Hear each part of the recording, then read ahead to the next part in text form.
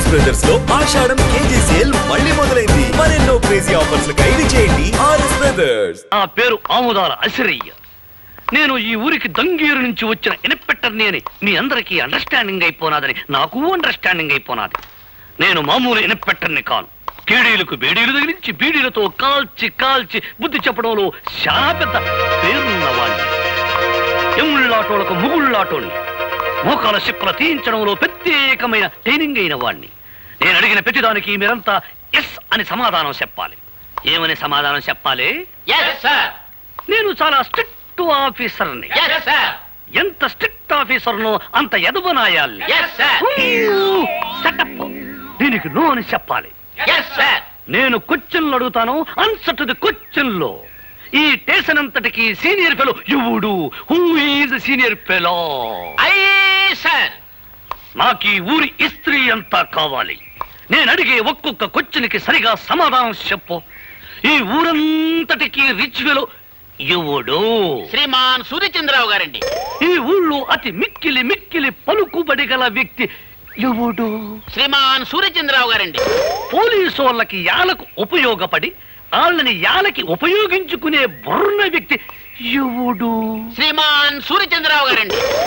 ఈ ఊళ్ళో పచ్చి ఎదవ కేడీనాయాలు ఎవడు? శ్రీమాన్ సూర్యచంద్రరావు గారండి. అన్నింటికీ ఆల్ ఇండియా రేడియోలో ఆడి పేరు గడగడగడగడమని మోగిపోతుంటే ఆడేదో పెద్ద పొగరుపోతాయి ఉండాలని నా మెదడుకు ఐడియా వస్తా ఉండదే. పోలీసు వాళ్ళ దృష్టిలో పొగరబోతు అతను కాదండి, గోపి అని ఒక మునగాడు ఉన్నాడండి. వాడికి రెండు విద్యలు తెలుసండి. ఒకటి హార్మోని వాయించడం, రెండు హారి చేసిన వాళ్ళని ఎడపెడా వాయించడం. అబ్బా భలే వాయిస్తాడండి. అంత మునగాడా? అయితే ఆ అవారాగాడ సంగతి త్వరలోనే చూసుకుంటాను.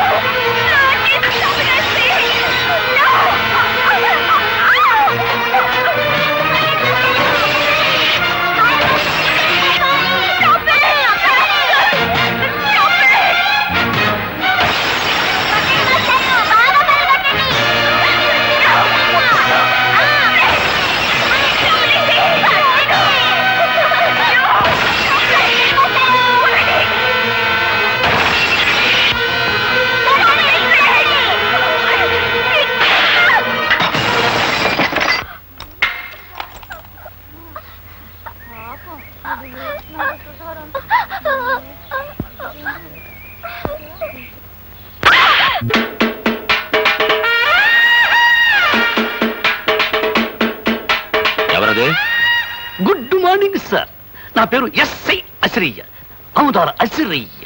దంగేరు నుంచి ఈ ఊరి కొత్తగా ట్రాన్స్ఫర్ అయ్యి వచ్చాను. కొత్తగా ఏదైనా ఊరి పులిమేరల్లో అడుగెట్టి ఎట్టగానే ఏ పోలేరమ్మకో పోతురాజుకో దండం పెట్టుకోకపోతే ఎంత కీడు జరుగుద్దో, అలాగే తమలాంటి పెద్దోళ్ళకు దండం పెట్టుకోకపోతే అంత కీడు జరుగుద్దని వచ్చాను. What can I do sir? చాలా సంతోషమయ్యా, నీలాంటి ఇన్స్పెక్టర్ నా చేతిలో ఉంటే. ఎంత పొగరవాడికి! ఎవరినమ్మా అటు తిట్టుకుంటూ వస్తున్నావో? వాడే ఆ గోపిగాడు. నమస్కారం మేడం గారు. చూడగానే సుర్రు సుర్రు అనిపిస్తున్నారంటే మీరే రాధగారు అయి ఉండాలని నాకు అండర్స్టాండింగ్ అయిపోయినది. ఎస్ఐ అసిరయ్య, మీ ఫాదర్ సేఫ్టీయే నా ఊపిరి. మీ ప్రాబ్లం ఏంటో నాకు చెప్పండి, నేను చేసేస్తాను. నేను కోపంతో వాడి హార్మోని పగలగొట్టానని వాడు నా కారద్దాలని పగలగొట్టి నీ దిక్కున చోట చెప్పుకోమన్నాడు. ఆని తిడితే నువ్వేస్తారు అంటావేంటి? మా ఎస్పీ దొరగారు కూడా నన్ను ముద్దుగా అలాగే పిలిచేవారు, అందుకే పొరపడైపోయింది. ఆ గోపిగాడు ఎంత గుండెలు తీసిన బంటు కాకపోతే నా కూతురును అవమానించి దాని కారుని బద్దలు కొడతాడా? అన్ని దెబ్బకి దెబ్బ. నేను తిత్తగా ఐఆమ్ ఇయర్ వైప్ ఇయర్. ఏం చేస్తారట? గొట్ట సప్పుడు కాకుండా గుండా యాక్ట్ కింద వాడు అరెస్ట్ చేసేయగలను. ఇంట్రాగేషన్ పేరుతో వాడి మొక్కల చెప్పులు తీసి మీకు ప్రెసెంటేషన్ ఇచ్చేయగలను. దట్స్ ఆల్, అంతే. అదేదో వెంటనే చేసేయి. నో, నన్ను అవమానించిన అహంభావిని పోలీసుల సహాయంతో అరెస్ట్ చేస్తే అది నా ప్రెస్టేజ్ కే భంగం. అయితే 4 రౌడీల్ని బెత్తాయించి ఆడి కాళ్ళు చేతులు తీయించేస్తా. దానికి రౌడీలు ఎందుకు? 6 అడుగుల ఆజానుభావుణ్ణి ఈ తెలుగుదేశానికి అంతగాని నేనుండగా నాకు బత్తాయించండి. వాణ్ణి పోలీసుల సహాయంతో దెబ్బతీయడం నాకు ఇష్టం లేదని చెప్పారుగా. నేను పోలీసు గుడ్డలేసుకుంటే పోలీసోణ్ణి, గుడ్డలిప్పేసినానంటే పూకిరోణ్ణి. ఒక్క లుక్కేసానంటే లొక్కైపోతాడు ఆ డుక్కలాయ.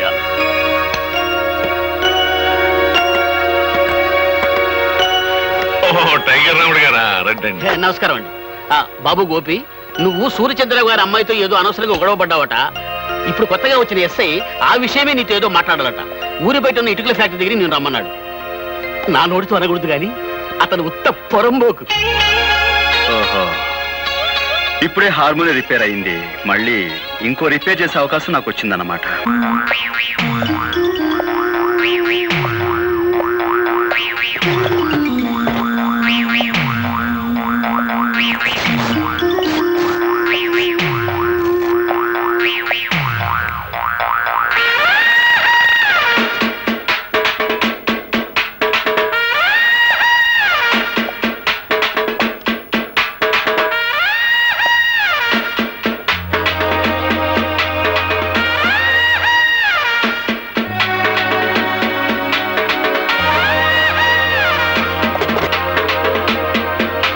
ఇదిగో హార్మోనియం పెట్టి లొక్కేశాను, లొక్కైపోతా.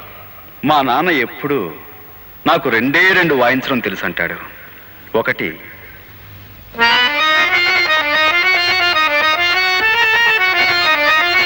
2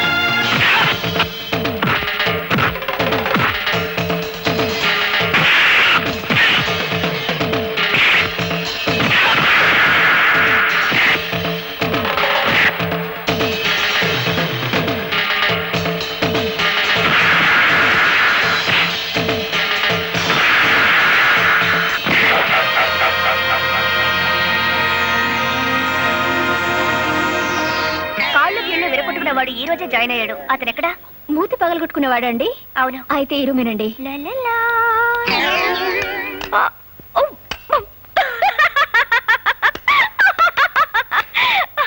హలో సార్ గారు, అవును నువ్వు వాయించవలసిన హార్మోనియాన్ని నిన్నెవరో హార్మోని వాయించేసినట్టున్నారు.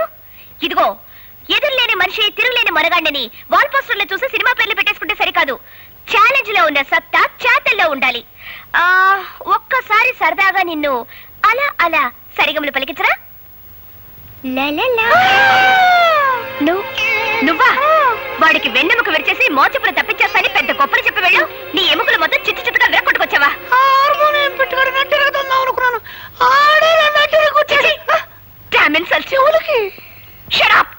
సిగ్గురాపోతే సరే.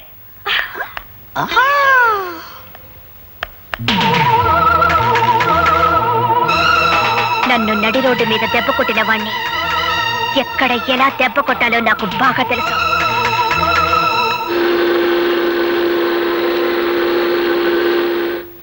అమ్మో,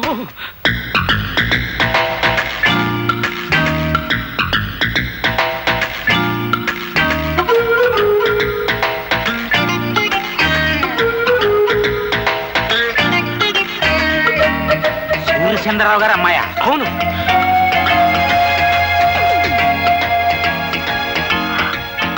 మీరందరూ పెద్దవారు, నన్ను క్షమించండి. నాకు తెలుసు మీరు నన్ను క్షమించలేరు. పవిత్రమైన సంగీత వాయిద్యాన్ని నా అహంకారంతో, అజ్ఞానంతో, పొగరబోత్తనంతో పగలకొట్టి తీరని అపచారం చేశాను. అప్పలరాజు గారు, మీ కూతురు లాంటి దాన్ని మీరు నన్ను క్షమించలేరా? నేను క్షమించేస్తానమ్మా, కానీ మా పాపరాయుడు బా. నేను దుర్మార్గురాల్ని. కళా తపస్వి ఇలాంటి మీ అబ్బాయిని ఎన్నో రకాల కష్టాలకు గురి చేసిన కిరాతకురాల్ని. దయచేసి నన్ను క్షమించండి. బా, అమ్మాయి మొగం చూస్తుంటే కడుపు తరుక్కుపోతుంది. ఆడపిల్ల నటింట్లో కన్నీళ్ళు ఎట్టకూడదు అనేసి క్షమించాన్ని. నేనంటానరా, కానీ వాడు క్షమించొద్దు. ఒక్కోసారి వాడికి విరక్తి వచ్చిందంటే అంతే. మీరు అలా అంటే కాదు, మీరు క్షమించాలి. మీ అబ్బాయి చేత కూడా క్షమించేలా చేసి ఆయన నాకు సంగీతం నేర్పించడానికి ఒప్పించాలి. ప్లీజ్. అలాగే ఆ అమ్మాయిని ఏడవద్దని చెప్పరా. మన ప్రయత్నం మనం చేద్దాం. వెళ్ళమని చెప్పు.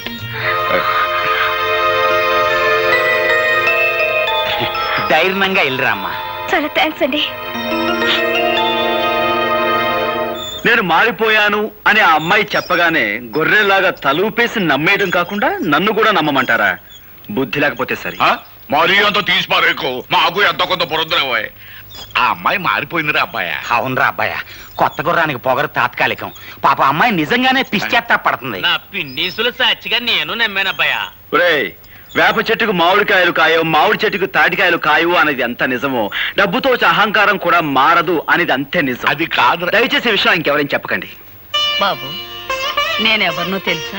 తెలుసమ్మా, సూర్యచంద్ర గారి తల్లి గారు. అవును బాబు, నువ్వు నా మనవరాలు తగాదా పడుతున్నారని తెలిసింది. జరిగిన దానికి అది బాధపడుతోంది. నువ్వు కూడా దాన్ని క్షమించానని చెప్తే మాట్లాడవేం బాబు? చూడండమ్మా, నన్ను ద్వేషించే వాళ్ళని అభిమానించేంత గొప్పవాణ్ణి కాను.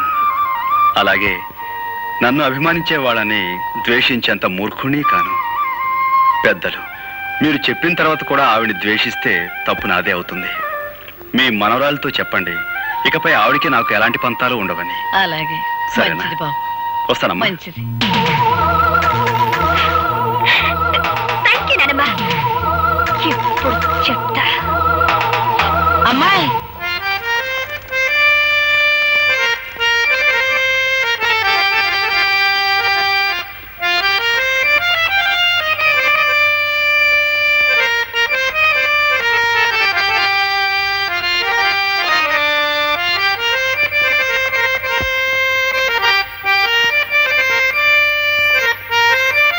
ఈ వాతావరణం చూస్తుంటే త్రికరణ శుద్ధిగా మీరు నన్ను మన్నించారన్న తృప్తి నాకు కలుగుతోంది. అహంకారంతో కాకుండా మనస్ఫూర్తిగా నీకు సంగీతం నేర్చుకోవాలనే ఉద్దేశం ఉందని నన్ను నమ్మించావు. చాలా సంతోషం. ఇక మొదలు పెడదాం. నాది చిన్న కోరిక, కాదనకూడదు. చెప్పు. నేను పాట రాశాను. నువ్వు పాటలు కూడా రాస్తావా? ఓ, నేను కాలేజీలో చాలా ప్రైజులు గెలిచాను. ఇదిగో ఈ పాటకు వరుస కట్టి పాడి వినిపించండి.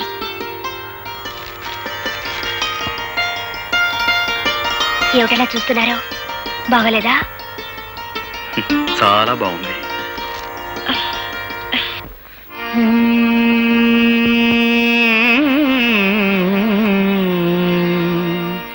గోవా గోరింకతో ఆడిందిలే బొమ్మలాట, నిండు నా గుండెలో మ్రోగిందిలే వీణ పాట. ఆడుకోవాలి గువ్వలాగా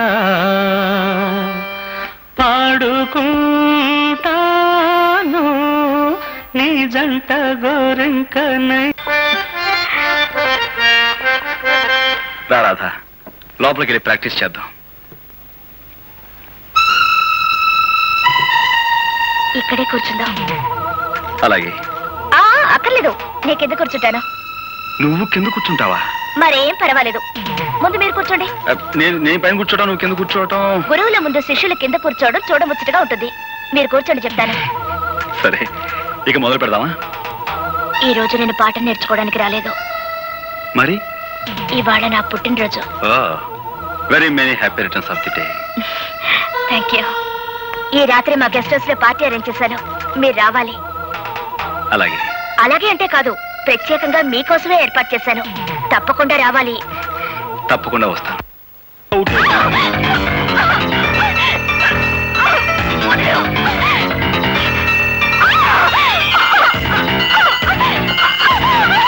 కోపి వచ్చిన తర్వాత నటించమంటే ఇప్పుడే నవ్వట పడతామండి. వదిలేవు.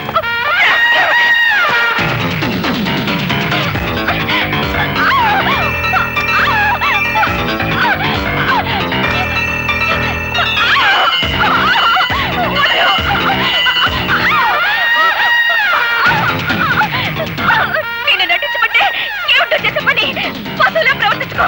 వదలు.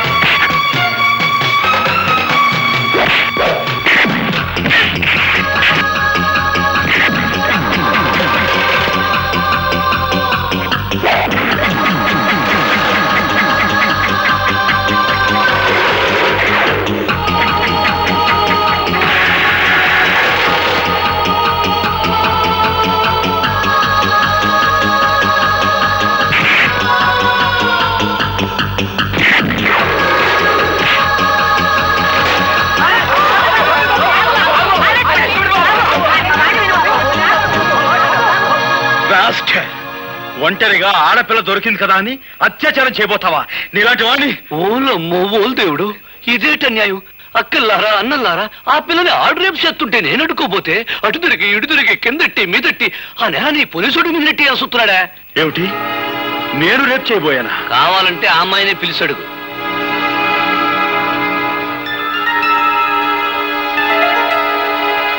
రాధా, ఏమిటి ఆలోచిస్తున్నావు? జరిగింది ఏమిటో చెప్పు.